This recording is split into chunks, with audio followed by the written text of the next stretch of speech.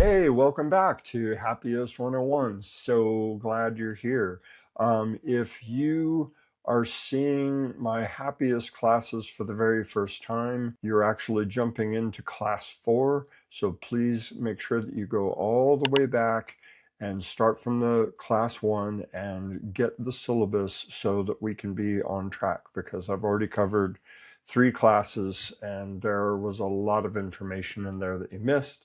So again, please go back to class 1 if you just happen to find us through this video. So, according to our syllabus, the things that you should have done from the homework from last time is you should have read chapter 2 from the How of Happiness and watched the video, The Paradox of Choice by Barry Schwartz. Now, this one is super important. I really hope that you did the person activity fit diagnostic. I went over the 18, not just the 12 from Sonia's class or book, but also incorporated a bunch from Barbara Fredrickson's book, Positives. And so if you combine those two, you get 18.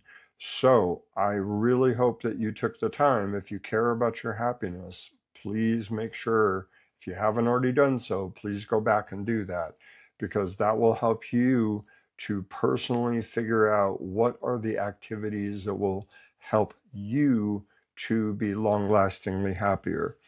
So I'm not going to beat the horse anymore with that. Make sure that you join our Facebook group. We'd love for you to put comments in there and interact and talk about the videos. I mean, that last one, The Paradox of Choice, is a really good one. The one for this week is with Dan Gilbert again. Love Uncle Dan. He is so great. So anyway, that should get you caught up to this point.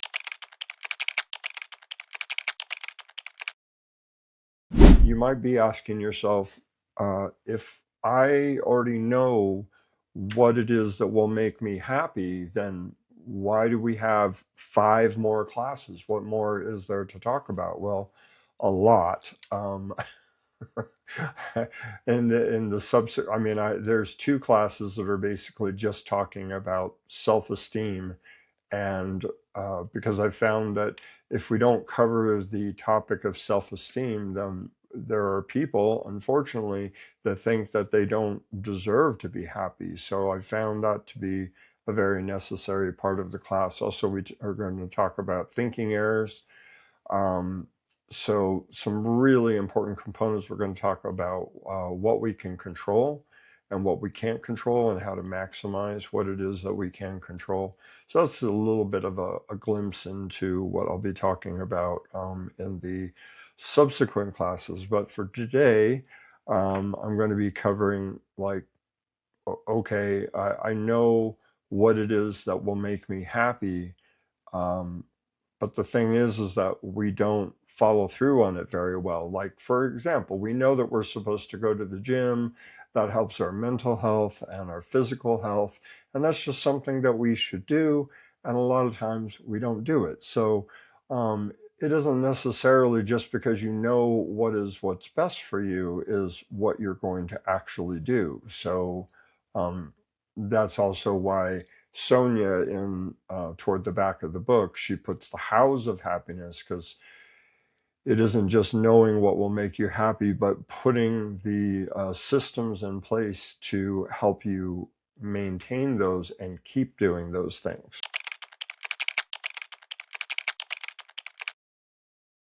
So why doesn't our happiness last? Why is it that we can know something will make us happy and it doesn't last? And so a good example of this would be, let's say, think of your favorite food. I'll just use pizza as an example. So if that's the food that makes you the happiest, we could say. So what if you had pizza, or whatever your favorite food is, for breakfast, lunch, dinner, breakfast, lunch, dinner, breakfast, lunch, dinner, day after day after day after day? So it's going to lose its effectiveness, and you might even get to a point where you hate pizza, like I can't look at pizza anymore. So this kind of highlights a phenomenon that is experienced called hedonic adaptation. You want to impress your friends about what you learned about happiness? Hedonic adaptation. And this is just a really fancy college way of saying that we get used to things. And we're constantly fighting hedonic adaptation, like the pizza as an example. If you keep doing it over and over, it loses its effectiveness, and we can even become bored with it. So variety is incredibly important as a part of that. So it's alluding that even when we find out what will actually make us happy, if we're doing that, no matter how hard we try, we're going to come back to our set point, our happiness set point. So I think of this almost like a happiness thermostat, right? And so there's a figure, a diagram in the book that talks about like when we become happy, our happiness can skyrocket. Like let's say that we hit the lottery, and certainly we would be really happy if we hit the lottery. So our happiness, if this is our baseline, our happiness would skyrocket, and it would go up. But what they found with hedonic adaptation is that slowly it's going to come down, down, down, down, down, and return to our baseline. Now, the other side of that is that a lot of times we predict that when something bad happens, that we're just going to, oh, if this happens, I'll never recover, and we're going to stay in the toilet, and that's the end of it. But again, science, the wonderful science of positive psychology, has shown that that doesn't happen. So, if something like somebody close to us passed away, our happiness would certainly go down. But then it's like the mirror image of that other side of it, that our misery or our unhappiness will slowly abate until we get back to our baseline. So this insinuates that we have kind of this this happiness set point or happiness thermostat that is only set to a certain point, and no matter what we do, we can't seem to get away from that. And that's not true. I want to don't just click stop and oh well, that's bad news. There's more to the story. There is a kind of happiness set point, but unlike a regular thermostat, where if it goes just up a couple of degrees, then your AC kicks on. If it goes down a couple of degrees, your heater kicks on, a very narrow margin in there. You have actually a very wide margin that you can take advantage of.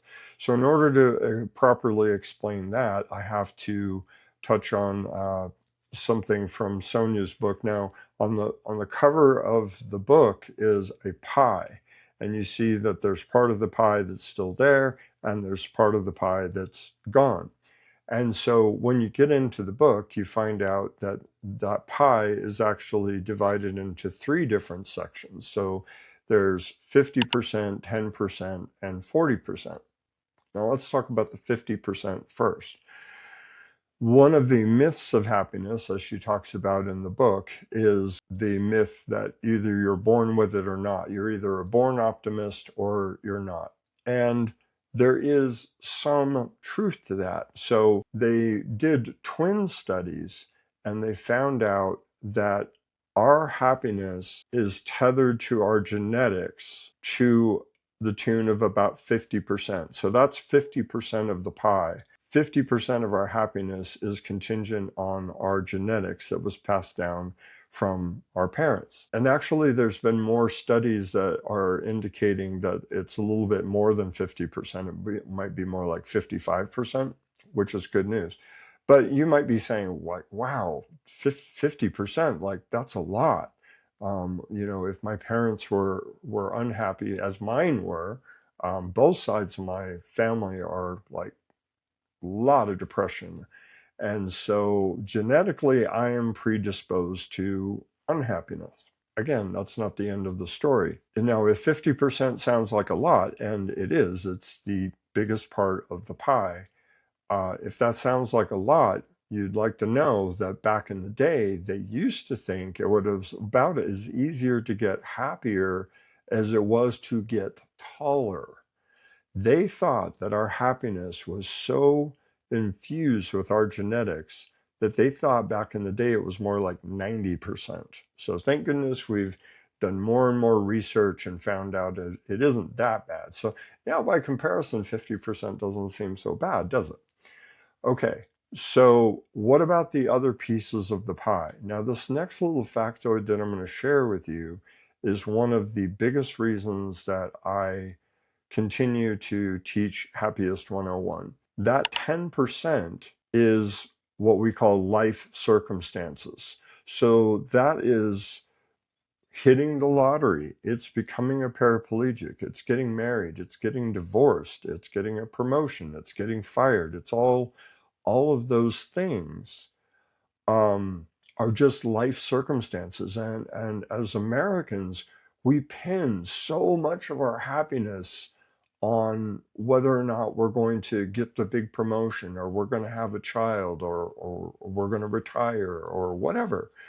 And it only accounts for 10%. I mean, that's a footnote. That is a sliver of our happiness. And yet we put so much emphasis, and we think like, this is finally what's going to make me happy. And then because of that phenomenon of hedonic adaptation, it doesn't actually make us long-lastingly happier. Certainly it provides us a happiness boost. It's what we call a happiness boost. And happiness boosts are great. It's just that we shouldn't think that it's going to make us long-lastingly happier. And I think happiness boosts are an important tool for us to have in our tool belt.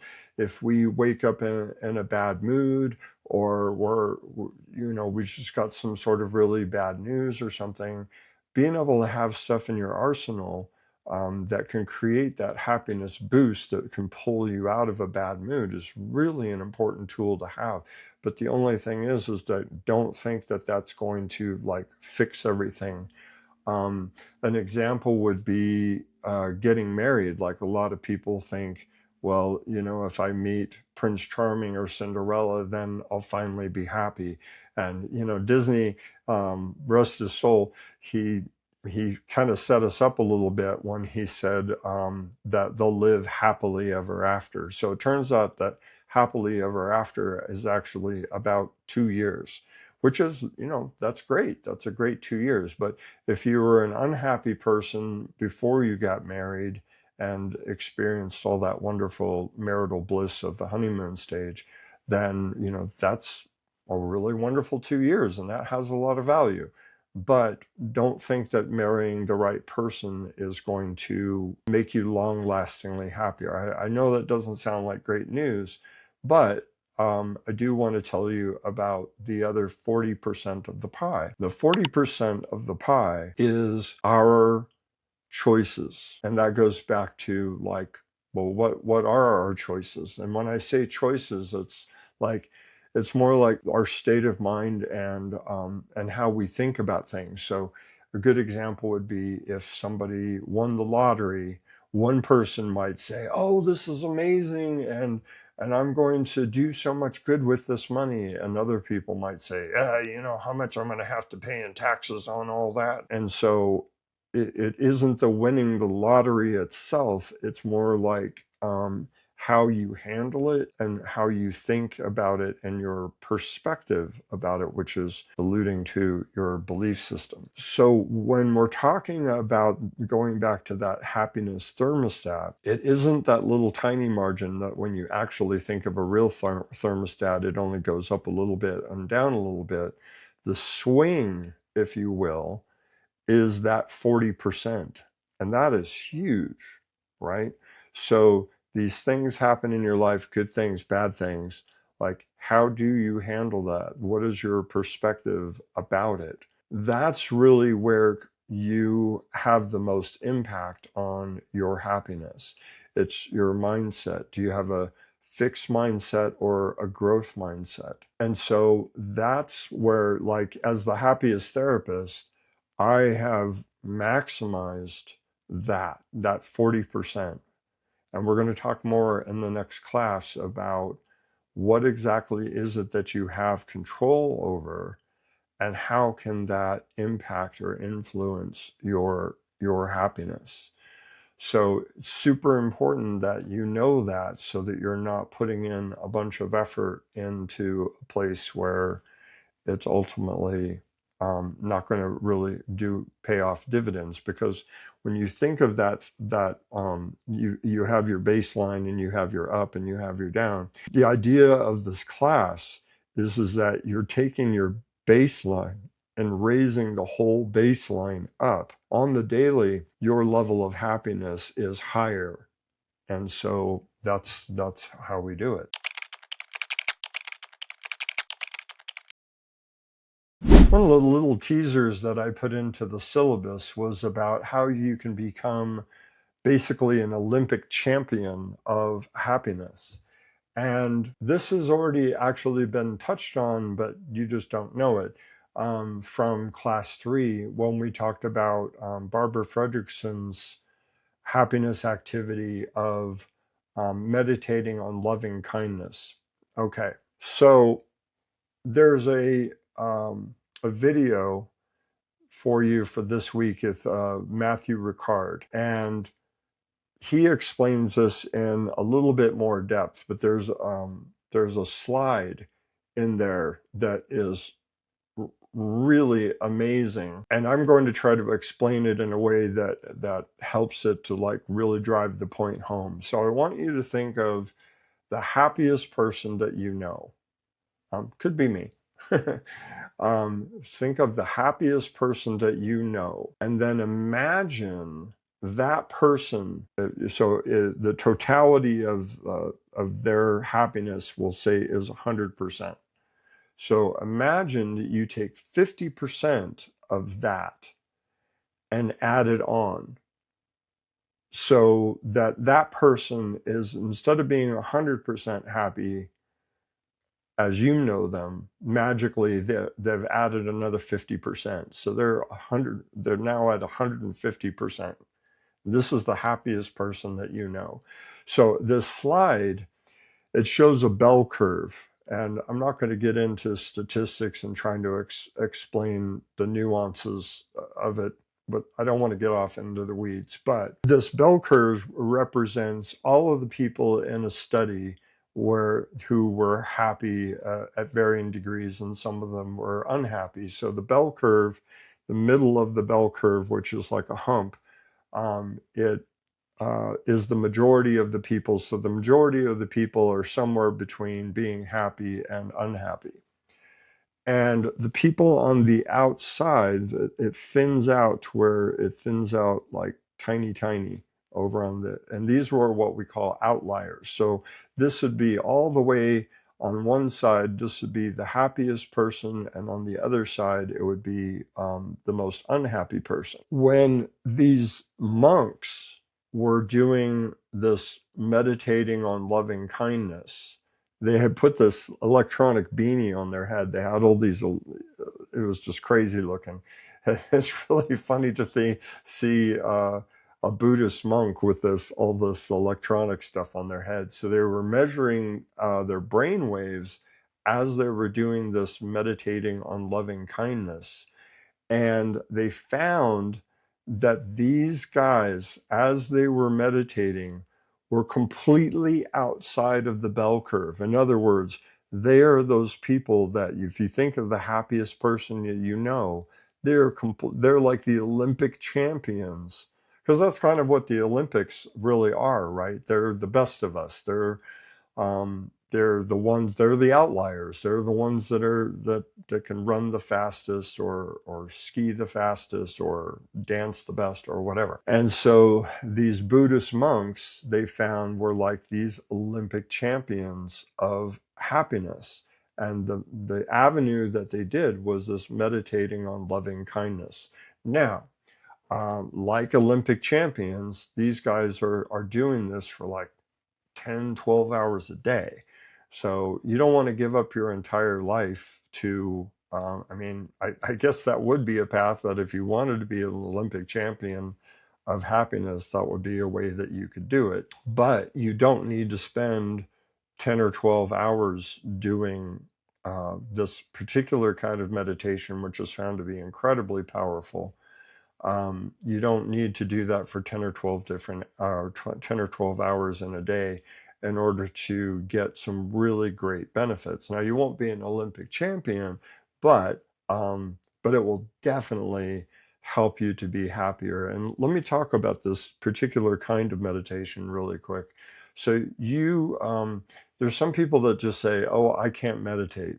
If you can hear the sound of my voice, you can do this form of meditation, because all you have to do is listen to it, preferably, in a quiet place, not driving, and where you're being safe and you can just like give it your full attention. But it's very powerful in a lot of ways because it will help you to focus on just sending good mojo to others, sending good mojo to yourself. It also can help with self-esteem, which, as I mentioned, I'm going to be talking a lot more about in a subsequent class. It also can help you to forgive, because as part of it is you think of somebody who's stepped on your toes and you send them good mojo, and then you can think of somebody that's like actually hurt you and send them good mojo. So it helps in a number of facets. I have a couple of videos out there of different forms of meditating on loving kindness, but all you have to do is go out on the internet and Google it, and I'm sure you'll find several videos that could take you on that wonderful journey of meditating on loving kindness.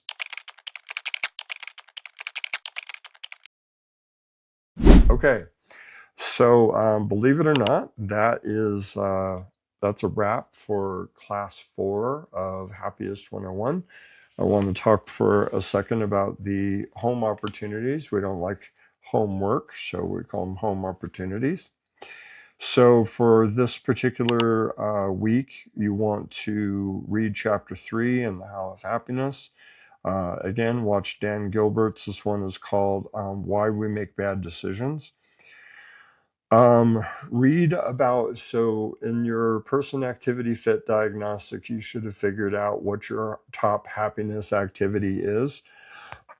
So in this week, we want you to find the part in the book that will help you to do a deep dive, and so that you really understand what your top happiness activity is, and then make a short-term goal uh, regarding using that happiness activity, because you can't know, you can't make the goal if you don't know what the happiness activity is.